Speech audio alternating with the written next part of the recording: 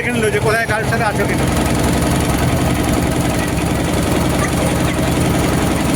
আরে ও হচ্ছে মহা চালাক।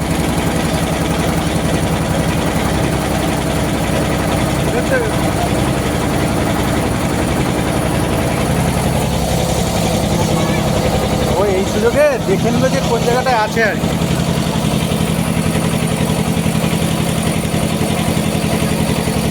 সেটাই তো বলছি, সেটাই তো বলছি, ও এই সুযোগে আরো দেখে নিল যে কোন জায়গাটা আছে। মানে সন্দেহটা ভালোই করে। হ্যাঁ হ্যাঁ, ও হচ্ছে ধান্দাবাজি করে দেখছে আর কি।